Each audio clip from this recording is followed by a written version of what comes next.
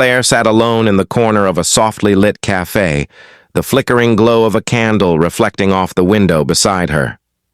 Rain tapped gently against the glass, and with every drop that slid down, she felt her patience slipping too. Her coffee had gone cold an hour ago, her heart much earlier than that. She checked her phone for the 5th time, scrolling through messages that weren't there. Her friend Mia's voice echoed in her mind. "Just go, Claire. One more date won't kill you." But as she stared at the empty chair across from her, she felt certain that what might kill her wasn't another date. It was hope. Hope that kept leading her to people who never showed up, promises that never meant anything, and beginnings that always ended before they even started. Her heart had been bruised too many times to count.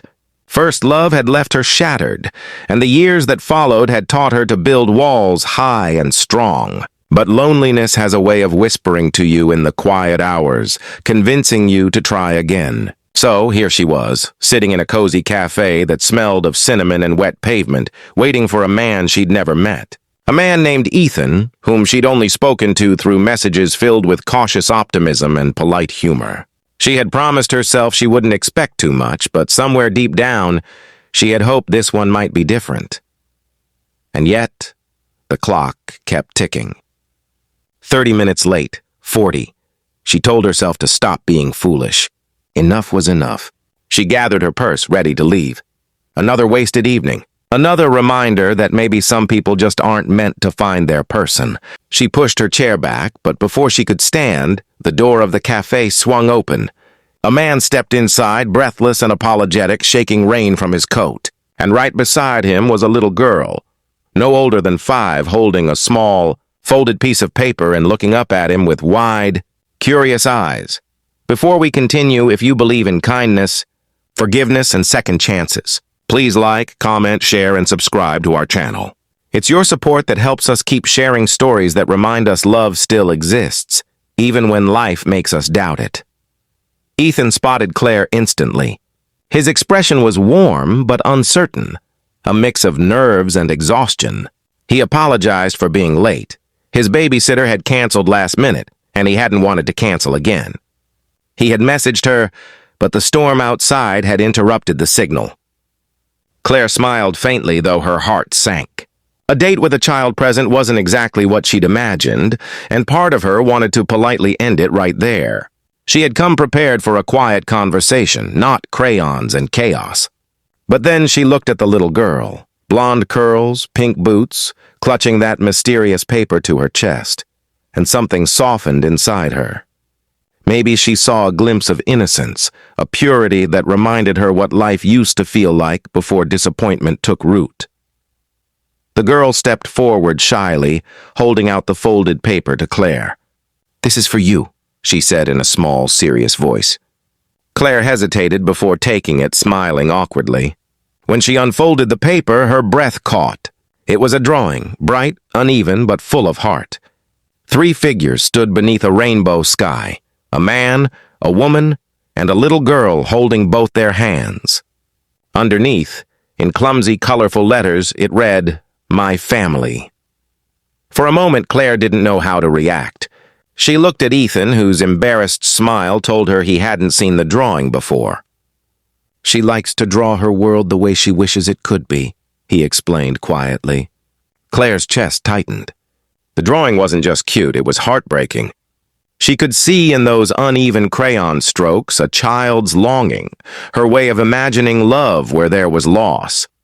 Ethan ordered hot chocolate for his daughter, Lily, and coffee for himself. They sat together, and slowly the awkwardness began to fade. Claire learned that Ethan was a widower. His wife, Emily, had passed away 3 years ago after a long battle with cancer. Since then, it had just been him and Lily trying to figure life out one day at a time. He hadn't been on many dates since. He'd been too focused on being a good father. "She comes first," he said simply, his eyes softening as he looked at his daughter. Something in those words struck Claire deeply. She had spent so long meeting people who only talked about themselves, who made her feel small and unimportant. But here was a man whose entire world revolved around a little girl's smile. For the first time in a long while, Claire didn't feel the urge to leave. Instead, she found herself laughing as Lily told stories about her pet goldfish and her favorite bedtime book. The way Ethan looked at his daughter, with pride, with patience, with unconditional love, moved her more than she could say. As snow began to fall outside, the cafe's lights glowed golden, wrapping them in warmth. It felt almost cinematic, the way laughter replaced silence and how the walls Claire had built around her heart began to crumble without her noticing. When it was time to leave, Lily insisted on holding Claire's hand as they walked out. And as Ethan opened the door, the little girl looked up and said, "You smell like my mom's flowers." It was innocent, but it made Ethan blink hard to hide his emotion. Claire's heart melted. In the days that followed, she couldn't stop thinking about them. The way Lily's tiny hand had felt in hers. The way Ethan had listened to her. Not just heard her words, but really listened. Against her better judgment, she agreed to see them again. One coffee turned into a walk in the park. One walk turned into movie nights and pancake Sundays. Claire, who once believed love was something that happened to other people, found herself feeling again, really feeling. But love, as always, tests us. One afternoon, Ethan called sounding distant. He asked to meet at the same cafe where they'd first crossed paths. When Claire arrived, he was sitting alone, his hands clasped tightly, a worried expression clouding his face. He told her Lily's maternal grandparents had contacted him. They wanted to take a more active role in Lily's upbringing. They weren't happy that Ethan was dating again. They believed it was too soon, that he should focus only on Lily. And though Ethan insisted he wouldn't end things, Claire could see the weight of the situation wearing him down. She understood. The last thing she wanted was to complicate Lily's life. So before he could finish, she said it for him. That maybe it was best if they took some time apart.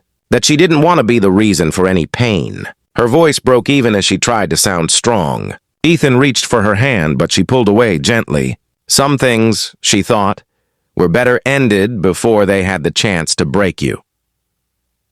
She walked home that night under a quiet snowfall, feeling like she'd left a piece of her soul behind. The days that followed were empty in a way she couldn't describe.